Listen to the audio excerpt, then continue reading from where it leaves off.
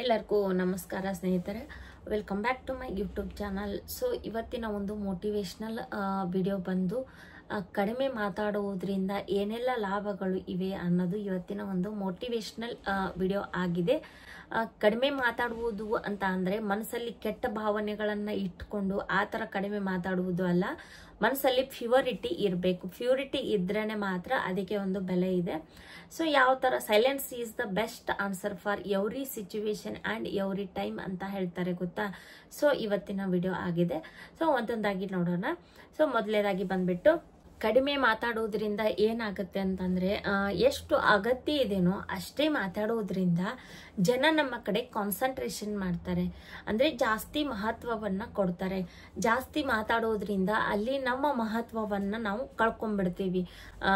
ಇದು ನಾನು ಕೂಡ ಮಾತಾಡ್ತೇನೆ, ಇಲ್ಲ ಅಂತ ಹೇಳಲ್ಲ. ಸೊ ಅದ್ರ ಬಗ್ಗೆ ನಿಮಗೆ ನಾನು ಒಂದು ವಿಡಿಯೋನ ಶೇರ್ ಮಾಡಬೇಕು ಅಂತ ಅನ್ನಿಸ್ತಾ ಇದೆ.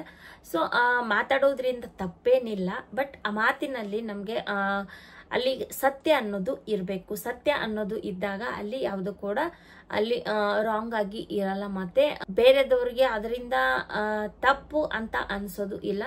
ಸೊ ಆ ಥರ ಇದ್ರೆ ಓಕೆ, ನಾವು ಎಷ್ಟು ಮಾತಾಡಿದ್ರು ಪರವಾಗಿಲ್ಲ, ಬಟ್ ಕಡಿಮೆ ಮಾತಾಡೋದ್ರಿಂದ ಈ ತರ ಒಂದು ಲಾಭ ಇದೆ.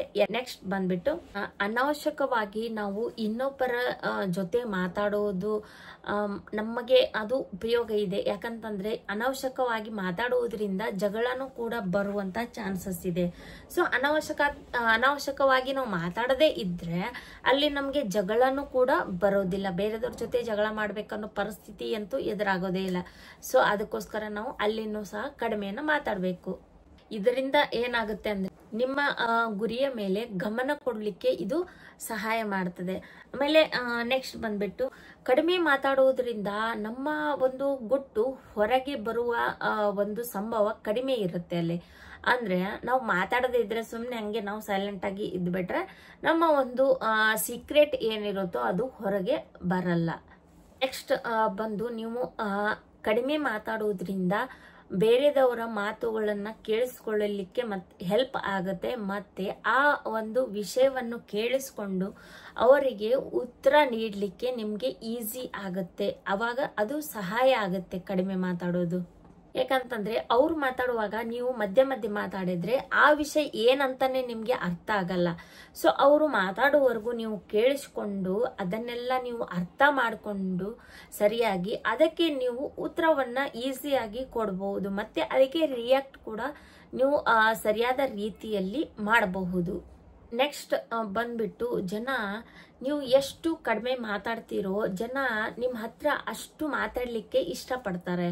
ಸೊ ನೀವು ಯಾವಾಗಲೂ ಕೂಡ ನಿಮ್ಮ ಒಂದು ಡಿಗ್ನಿಟಿ ಮೇಂಟೈನ್ ಮಾಡಬೇಕು ಅಂದರೆ ನೀವು ಯಾವತ್ತೂ ಕೂಡ ಕಡಿಮೆನೆ ಮಾತಾಡಬೇಕು. ನೆಕ್ಸ್ಟ್ ಬಂದು ಮೌನವಾಗಿ ಇರುವುದರಿಂದ ಮತ್ತು ಸುಮ್ಮನಿರುವುದರಿಂದ ಅನಾವಶ್ಯಕ ಚರ್ಚೆಯಿಂದ ನೀವು ಅಲ್ಲಿ ಪಾರಾಗ್ತೀರಾ, ಮತ್ತೆ ಅಲ್ಲಿ ನಿಮಗೆ ಟೈಮ್ ಕೂಡ ಸೇವ್ ಆಗುತ್ತೆ. ನೆಕ್ಸ್ಟ್ ಬಂದ್ಬಿಟ್ಟು ಸುಮ್ಮನಿರುವುದರಿಂದ ನಾವು ನಮಗೆ ಬೇರೆ ಬೇರೆ ಆಲೋಚನೆಗಳು ನಮ್ಮ ಒಂದು ಮೈಂಡಲ್ಲಿ ಬರ್ತಾ ಇರ್ತವೆ. ಮತ್ತೆ ಕ್ರಿಯೇಟಿವ್ ಆಗಿ ಆಲೋಚನೆ ಮಾಡಲು ನಮಗೆ ಅವಕಾಶ ಸಿಗುತ್ತೆ ಅಲ್ಲಿ. ಇದರಿಂದ ನಮಗೆ ಅಲ್ಲಿ ಏನಾದ್ರೂ ಒಂದು ಹೊಸದಾಗಿ ಶುರು ಮಾಡುವ ಒಂದು ಸಂದರ್ಭ ಬರುತ್ತೆ. ನೆಕ್ಸ್ಟ್ ಬಂದ್ಬಿಟ್ಟು ಸುಮ್ಮನಿರುವುದರಿಂದ ನಮ್ಮ ಒಂದು ಮೆದುಳು ಶಾಂತವಾಗಿರುತ್ತೆ ಮತ್ತು ನಮ್ಮ ಮನಸ್ಸು ಹತೋಟಿಯಲ್ಲಿರುತ್ತೆ. ಇದರಿಂದ ಸಿಟ್ಟು ಕೂಡ ಕಂಟ್ರೋಲ್ ಅಲ್ಲಿ ಇರುತ್ತೆ ಅಂತ ನಾವು ಹೇಳ್ಬೋದು. ನೆಕ್ಸ್ಟ್ ಬಂದ್ಬಿಟ್ಟು ನಾವು ಕಡಿಮೆ ಮಾತಾಡೋದ್ರಿಂದ ನಮ್ಮ ಹತ್ರ ಇರೋ ಉದ್ವೇಗ ಅನ್ನೋದು ಕಡಿಮೆ ಆಗುತ್ತೆ. ಅಂದ್ರೆ ನಾವು ಅತಿಯಾಗಿ ಮಾತಾಡುವುದರಿಂದ ಬ್ಲಡ್ ಪ್ರೆಷರ್ ಜಾಸ್ತಿ ಆಗಿ ಉದ್ವೇಗ ಅನ್ನೋದು ಜಾಸ್ತಿ ಆಗಬಹುದು. ಉದ್ವೇಗ ಹೆಚ್ಚಾಗ್ಬಿಟ್ಟು ಬ್ಲಡ್ ಪ್ರೆಷರ್ ನಮ್ಮ ಒಂದು ಬಾಡಿಯಲ್ಲಿ ಏರಿಳಿತವನ್ನ ಕಾಣಬಹುದು. ನಾವು ಮೌನವಾಗಿರೋದು ಒಂದು ದೌರ್ಬಲ್ಯ ಅಂತ ಹೇಳಿ ಅನ್ಕೋಬಾರ್ದು. ಅದು ಒಂದು ನಮ್ಮ ಒಂದು ಶಕ್ತಿ ಅಂತಾನೆ ನಾವು ಅನ್ಕೋಬಹುದು. ಅದರಿಂದ ಏನನ್ನಾದ್ರೂ ಕೂಡ ನಾವು ಸಾಧಿಸಬಹುದು ಅಂತಾನು ಅನ್ಕೋಬಹುದು. ಕೆಲವೊಮ್ಮೆ ನಾವು ನಮ್ಮ ಎದುರಾಳಿಗಳನ್ನ ಯಾವುದೇ ರೀತಿ ಜಗಳ ಮಾಡದೆ ನಾವು ಅವರನ್ನ ಸೋಲಿಸುವಂತ ಒಂದು ಚಾನ್ಸಸ್ ಇರುತ್ತೆ.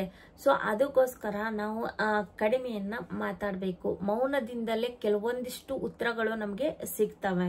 ನೆಕ್ಸ್ಟ್ ಬಂದ್ಬಿಟ್ಟು ಸುಮ್ಮನಾಗಿರುವುದರಿಂದ ಅಥವಾ ಮೌನವಾಗಿರುವುದರಿಂದ ನಿಮ್ಮ ಒಂದು ಉದ್ದೇಶ ಏನಿರುತ್ತೋ ಅದು ನಿಮ್ಮ ಒಂದು ಗಮನದಲ್ಲಿರುತ್ತೆ. ಸೊ ಅದಕ್ಕೋಸ್ಕರ ಸುಮ್ಮನಾಗಿರ್ಬೇಕು, ಹಾಗೆ ಮೌನವಾಗಿ ಇರಬೇಕು. ಅತಿಯಾಗಿ ನೀವು ಮಾತಾಡೋದ್ರಿಂದ ನೀವು ಏನೋ ಒಂದು ಸಾಧನೆ ಮಾಡಬೇಕು ಅನ್ಕೊಂಡಿದ್ದೀರಾ, ಏನೋ ಒಂದು ಅಚೀವ್ಮೆಂಟ್ ಮಾಡಬೇಕು ಅನ್ಕೊಂಡಿದ್ದೀರೋ, ಸೊ ಅದು ನಿಮಗೆ ಕಡಿಮೆ ಆಗುತ್ತಾ ಹೋಗುತ್ತೆ. ಅಂದರೆ ಅದರ ಮೇಲಿರುವಂತಹ ಕಾನ್ಸಂಟ್ರೇಷನ್ ನಿಮಗೆ ಕಡಿಮೆ ಆಗುತ್ತೆ. ಮೌನವಾಗಿರೋದ್ರಿಂದ ನಿಮ್ಮನ್ನು ಅರ್ಥ ಮಾಡಿಕೊಳ್ಳಲು ಮತ್ತೆ ನಿಮ್ಮ ಕೆಪಾಸಿಟಿಯನ್ನು ತಿಳಿದುಕೊಳ್ಳಲು ಅದು ಸಹಾಯವಾಗುತ್ತೆ, ನಿಮಗೆ ಒಂದು ಉತ್ತಮ ರೀತಿಯಲ್ಲಿ ಸಹಾಯವಾಗುತ್ತೆ. ನೆಕ್ಸ್ಟ್ ಬಂದು ನೀವು ಸುಮ್ಮನೆ ಇರುವುದರಿಂದ ಮತ್ತೆ ಮೌನವಾಗಿರೋದ್ರಿಂದ ನಿಮ್ಮ ಗುರಿಯ ಕಡೆಗೆ ನೀವು ಬೇಗ ಹೋಗಲು ಒಂದು ಸಹಾಯ ಆಗುತ್ತೆ. ಸೊ ಅದಕ್ಕೋಸ್ಕರ ನೀವು ಯಾವಾಗಲೂ ಸುಮ್ಮನಾಗಿ ಇರಬೇಕು ಮತ್ತು ಮೌನವಾಗಿ ಇರಬೇಕು. ನೀವು ಅನಾವಶ್ಯಕ ಒಂದು ಮಾತುಗಳಲ್ಲಿ ತೊಡಗಿಕೊಳ್ಳುವುದರಿಂದ ಅಲ್ಲಿ ಏನಾಗ್ಬಿಡುತ್ತೆ ಅಂದ್ರೆ ನಿಮ್ಮ ಗುರಿ ಅಲ್ಲಿ ತಪ್ಪಿ ಹೋಗ್ಬಿಡುತ್ತೆ. ಸೊ ಅದಕ್ಕೋಸ್ಕರ ಅನಾವಶ್ಯಕವಾಗಿ ಮಾತನಾಡುವುದನ್ನ ನೀವು ಮೊದಲು ನಿಲ್ಲಿಸಬೇಕು. ನೆಕ್ಸ್ಟ್ ಬಂದು ಸುಮ್ಮನಿರುವುದರಿಂದ ನಿಮ್ಮನ್ನು ಅರ್ಥ ಮಾಡಿಕೊಳ್ಳಿಕ್ಕೆ ಈಸಿ ಆಗುತ್ತೆ. ಮತ್ತೆ ಇದರಿಂದ ನೀವು ಉತ್ತಮ ನಿರ್ಧಾರಗಳನ್ನು ಕೂಡ ನಿಧಾನವಾಗಿ ತೆಗೆದುಕೊಳ್ಳಬಹುದು. ಯಾವಾಗ್ಲೂ ನೀವು ಸುಮ್ಮನಾಗಿರುವುದನ್ನ, ನೀವು ಮೌನವಾಗಿರುವುದನ್ನ ಅಭ್ಯಾಸ ಮಾಡ್ಕೊಳ್ಳಿ. ಯಾಕಂತಂದ್ರೆ ನಿಮ್ಗೆ ಫ್ರೆಂಡ್ಶಿಪ್ ಇಲ್ಲ ಅಂದ್ರೂ ಏನು ಡಿಫ್ರೆನ್ಸ್ ಅನ್ಸಲ್ಲ. ಅಲ್ಲಿ ನೀವು ಈಸಿಯಾಗಿ ಲೈಫ್ನ ಲೀಡ್ ಮಾಡಬಹುದು. ಮತ್ತೆ ಒಂಟಿತನ ಅನ್ನೋದು ಯಾವತ್ತೂ ಕೂಡ ನಿಮ್ಗೆ ಕಾಡಲ್ಲ. ನೆಕ್ಸ್ಟ್ ಬಂದು ಸುಮ್ಮನಾಗಿರುವುದರಿಂದ ನಿಮ್ಮಿಂದ ತಪ್ಪಾಗುವ ಸಂಭವಗಳು, ಸಾಧ್ಯತೆಗಳು ಏನಿದಾವೋ ಅವು ಕಡಿಮೆ ಆಗ್ತವೆ. ಅಂದ್ರೆ ಸಂಭವಿಸಲ್ಲ, ಯಾವುದೇ ಒಂದು ಕಷ್ಟ ಆಗಲಿ ಏನೇ ಆಗಲಿ ಸಂಭವಿಸಲ್ಲ. ಆದರೆ ನೀವು ಅತಿಯಾಗಿ ಮಾತಾಡಿ ಪಶ್ಚಾತ್ತಾಪ ಪಡೋಕ್ ಹೋಗಬೇಡಿ. ಆ ಥರ ನೀವು ಅತಿಯಾಗಿ ಮಾತಾಡಿ ಪಶ್ಚಾತ್ತಾಪ ಪಡೋದಕ್ಕಿಂತ ಅಲ್ಲಿ ಮೌನವಾಗಿರೋದೇ ಒಳ್ಳೇದಲ್ವಾ. ಸೊ ಅದಕ್ಕೋಸ್ಕರ ನೀವು ಮೌನವಾಗಿನೇ ಇರಬೇಕು ಮತ್ತೆ ಸಮಾಧಾನದಿಂದ ತಾಳ್ಮೆಯಿಂದ ಇರಬೇಕು. ನೆಕ್ಸ್ಟ್ ಬಂದು ನೀವು ಕಡಿಮೆ ಮಾತನಾಡಿ ಜಾಸ್ತಿ ಕೇಳುವುದರಿಂದ ಮುಂದೆ ವ್ಯಕ್ತಿ ಏನ್ ಇರ್ತಾರೋ ಆ ವ್ಯಕ್ತಿ ಮಾತಿನ ಹಿಂದೆ ಏನು ಉದ್ದೇಶ ಇದೆ ಅನ್ನೋದು ನಿಮ್ಗೆ ಅರ್ಥ ಆಗುತ್ತೆ. ಸೊ ಅದಕ್ಕೋಸ್ಕರ ನೀವು ಒಂದು ವ್ಯಕ್ತಿ ಏನೇ ಹೇಳುವಾಗ ಅದನ್ನ ಸೈಲೆಂಟ್ ಆಗಿ ಅದನ್ನ ಕೇಳಿ. ಅವಾಗ ನಿಮ್ಗೆ ಆ ವ್ಯಕ್ತಿಯ ಒಂದು ಏನು ಉದ್ದೇಶ ಅಂತ ಹೇಳ್ಬಿಟ್ಟು ಬೇಗ ಅರ್ಥ ಆಗುತ್ತೆ. ನೆಕ್ಸ್ಟ್ ಬಂದು ಕಡಿಮೆ ಮಾತನಾಡುವುದರಿಂದ ನಿಮ್ಮ ಸಂಬಂಧಗಳು ಗಟ್ಟಿಯಾಗಿ ಇರ್ತವೆ. ಯಾಕೆಂದ್ರೆ ನೀವು ಕಡಿಮೆ ಮಾತಾಡುವುದರಿಂದ ಆಲೋಚನೆ ಮಾಡಿ ಮಾತಾಡ್ತಾ ಇರ್ತೀರಾ. ಸೊ ಅವಾಗ ಸಂಬಂಧಗಳಲ್ಲಿ ಯಾವುದೇ ಒಂದು ಜಗಳ ಬರುವಂತ ಸಾಧ್ಯತೆ ಇರಲ್ಲ, ಬಿರುಕು ಮೂಡುವಂತ ಸಾಧ್ಯತೆನೂ ಕೂಡ ಇರಲ್ಲ. ನೆಕ್ಸ್ಟ್ ಬಂದು ಮೌನವಾಗಿರೋದ್ರಿಂದ ಮತ್ತು ಸಮಾಧಾನದಿಂದ ಇರುವುದರಿಂದ ಅಲ್ಲಿ ನಾವು ನಮ್ಮ ಒಂದು ಗುಟ್ಟನ್ನ ಅಲ್ಲಿ ನಾವು ಗುಪ್ತವಾಗಿ ಇಡಬಹುದು, ಇಡ್ಲಿಕ್ಕೆ ಅದು ಸಹಾಯ ಮಾಡುತ್ತೆ. ಅದಕ್ಕೆ ನಾವು ಮೌನವಾಗಿ ಇರಬೇಕು. ನೆಕ್ಸ್ಟ್ ಬಂದ್ಬಿಟ್ಟು ಕಡಿಮೆ ಮಾತನಾಡೋದ್ರಿಂದ ನಿಮ್ಮ ಆಲೋಚನೆ ಮತ್ತು ನಿಮ್ಮ ಒಂದು ಬುದ್ಧಿಶಕ್ತಿಯಲ್ಲಿ ಹೆಚ್ಚಾಗ್ತಾ ಹೋಗುತ್ತೆ. ಅಂದ್ರೆ ನಿಮ್ಗೆ ಯಾವ ಜಾಗದಲ್ಲಿ ಏನ್ ಮಾತಾಡಬೇಕು ಮತ್ತೆ ಯಾಕೆ ಮಾತಾಡಬೇಕು, ಯಾವ ತರ ಮಾತಾಡಬೇಕು ಅನ್ನೋದು ನಿಮ್ಗೆ ಅರ್ಥ ಆಗುತ್ತೆ. ನೀವು ಕಡಿಮೆ ಮಾತಾಡುವುದರಿಂದ ಮೇನ್ ಇಂಪಾರ್ಟೆಂಟ್ ಏನಾಗುತ್ತೆ ಇಲ್ಲಿ ಅಂತಂದ್ರೆ ಅವ್ರ ವಿಷಯ ಇವ್ರಿಗೆ ಹೇಳೋದಾಗ್ಲಿ, ಇವರ ವಿಷಯ ಅವ್ರಿಗೆ ಹೇಳೋದಾಗ್ಲಿ ಇಲ್ಲಿ ಚರ್ಚೆ ಮಾಡುವಂತ ಒಂದು ಸಂದರ್ಭನೇ ಬರಲ್ಲ. ಯಾಕಂದ್ರೆ ಆ ತರ ಮಾಡಿಬಿಟ್ಟು ಜಗಳ ಮಾಡೋದಕ್ಕಿಂತ ನಾವು ಸುಮ್ಮನೆ ಇದ್ದು ಕಡಿಮೆ ಮಾತಾಡುವುದೇ ಒಳ್ಳೆಯದು. ಯಾಕಂತಂದ್ರೆ ಅಂದ್ರೆ ನಾವು ಜಾಸ್ತಿ ಮಾತಾಡೋದ್ರಿಂದ ಎಷ್ಟೋ ಸಮಸ್ಯೆಗಳು ಆಗ್ತಾ ಇರ್ತವೆ. ಅಂದ್ರೆ ಏನೋ ಜಗಳ ಬರುವ ಒಂದು ಸಾಧ್ಯತೆಗಳು ಇರ್ತವೆ. ಆಮೇಲೆ ಅವ್ರ ವಿಷಯ ಇವ್ರಿಗೆ ಹೇಳುವಂತಹ ಒಂದು ಸಿಚುವೇಶನ್ಸ್ ಬರಬಹುದು. ಸೊ ಅದಕ್ಕೋಸ್ಕರ ಮಾತಾಡದೇ ಇದ್ರೆ ನಮ್ಮ ಒಂದು ಬೆಲೆ ಹೆಚ್ಚಾಗುತ್ತೆ ಅಲ್ಲಿ. ಇದರಿಂದ ಜನರ ಒಂದು ದೃಷ್ಟಿಯಲ್ಲಿ ನಮ್ಮ ಬೆಲೆನೂ ಕೂಡ ಹೆಚ್ಚಾಗುತ್ತೆ.